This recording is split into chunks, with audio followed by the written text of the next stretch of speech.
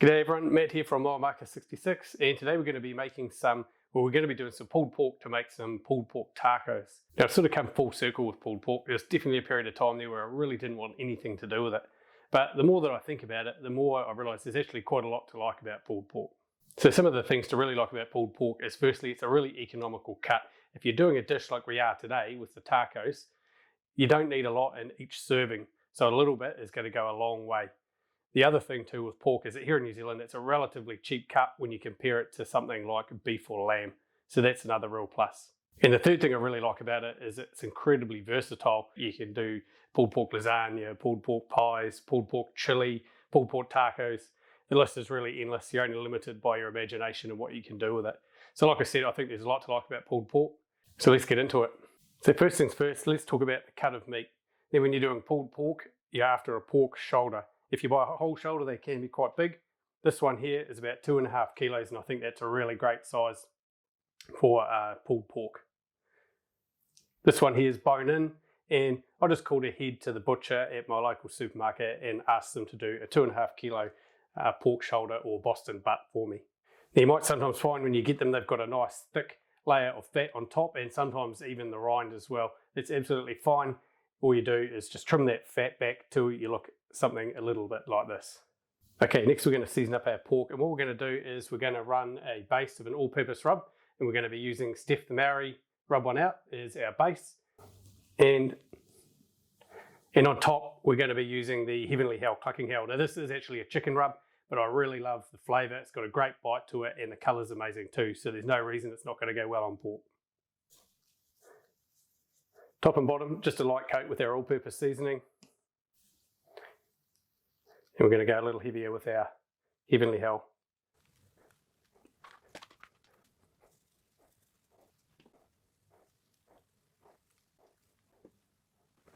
That's all seasoned up now, so let's head outside and have a look at the setup of our barbecue today. Today we're going to be cooking on the Octopit MultiQ.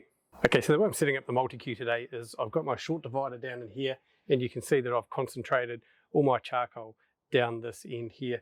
It just allows me a bit more fuel efficiency, concentrating all that fuel on one spot. So you can see that firebox space in here is actually quite big, which is great if you're doing a really big cook and you want to use lots of fuel. But in this case, if I use the same amount of fuel and spread it all the way around there, it would just be gone in no time. I wouldn't be running a very efficient barbecue at all.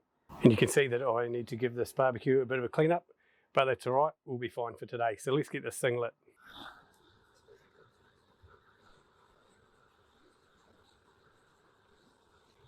I'm running my full baffle today, and I like to wrap that up in tin foil just so that if anything drips down during the cook, it's much easier to clean. I can just pull the tin foil off, chuck it away, and put some fresh stuff on.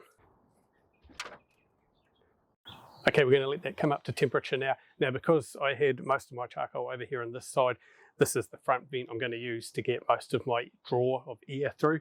So I'm going to open this vent up just to help heat it up. And I've got both my top vents wide open. We're sitting about 300 on the gauge here on the side we're going to be cooking on, so let's get this pork on.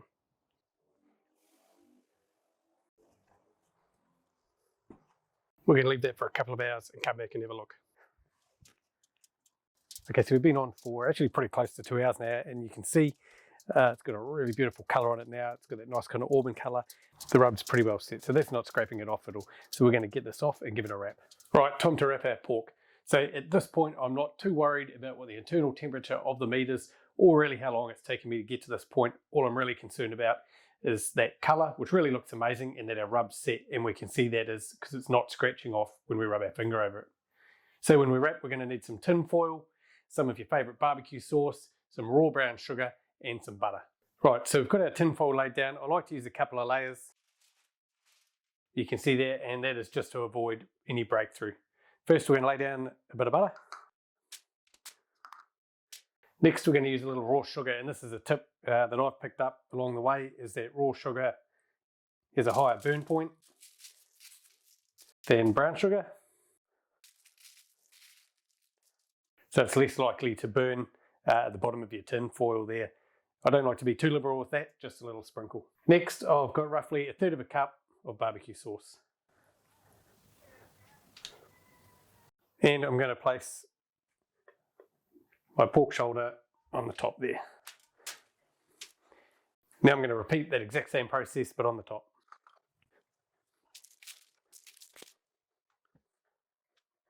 And because we know that our rub's nice and set there, it's not going to wash off with all the sauce and the butter as that melts. All that's left to do now is wrap it up.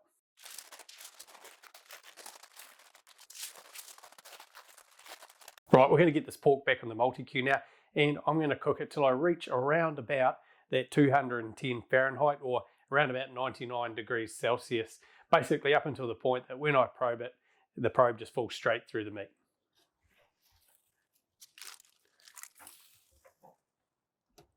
Well, this is a bit less than ideal, isn't it? It was beautiful and sunny earlier on. Luckily, we've got our pork wrapped, so hopefully this rain shower is not going to affect our cook too much. Okay, thankfully our rain shower was just passing. It hasn't affected our cook too much, doesn't look like. So let's open this up and have a quick look, eh?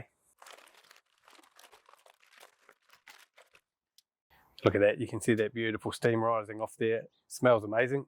Let's give it a little probe and see how our temperature's reading.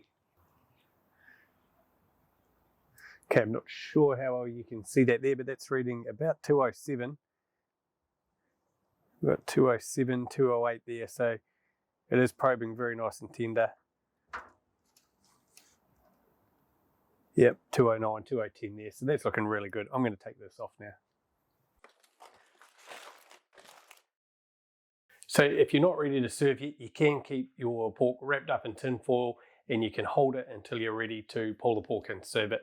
And we're just going to serve straight away. So what I'm going to do is I'm just going to leave the tin foil open for 5-10 minutes and just allow that to vent, to cool down a little bit so I don't burn my hands when I start pulling the pork. Right, for pulled pork, when you take it apart, if you've got them, you can use something like this, your bear claws, work quite well, or even just a normal fork. What I prefer to do is just use my hands.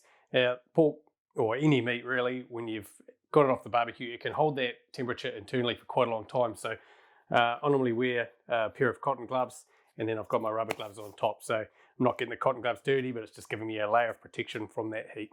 So generally what I do when I'm doing pulled pork is I will have my foil tray here that I've put my cooked pulled pork in, and then I'll have a second one here. So while I'm working in here, I'm pulling the pork, and then all the good bits that I want to keep, I'm going to move over here, and the bits that I don't, like the bone or any fatty bits of sinew that I don't want in my food, I'm going to keep that in here, and they can all be discarded afterwards.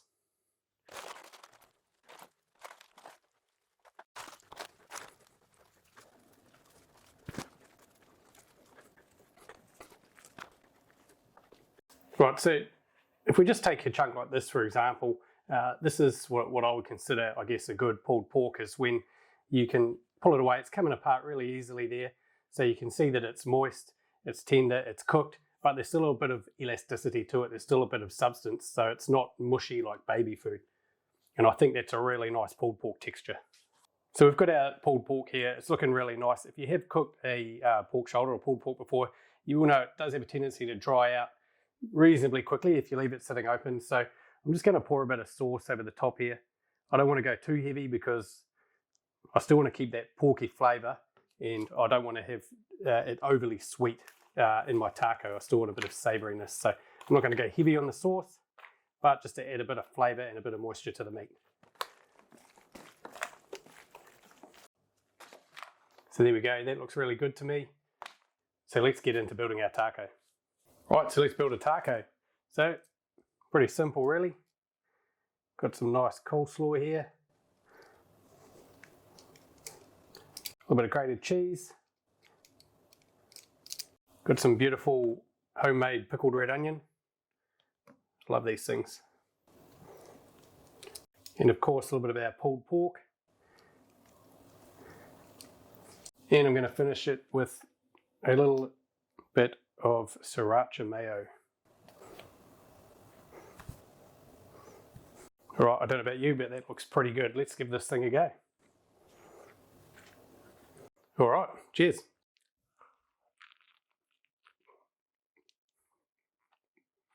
It tastes really good. It's why coleslaw is such a wonderful accompaniment to any barbecue. For one, you get that the temperature hot-cold contrast with hot barbecue and the chilled coleslaw, but also sort of got that bitiness and texture to it where It complements maybe the more fatty flavour of the meat. The sriracha mayo and the pickled onions too are amazing. Highly recommend. So there you have it, really nice and simple. And if you think about it in terms of, I guess, the economy of the meal, all those ingredients are super accessible and inexpensive. So all it takes is a little bit of your time and you can whip up a really nice dinner for your friends or family. As always, we hope you guys learned something today and did pick up something of value. If you do like our content, please give us a thumbs up and a subscribe. In the meantime, I'm going to make a couple more tacos and enjoy them with a nice behemoth juice lee beer. Cheers.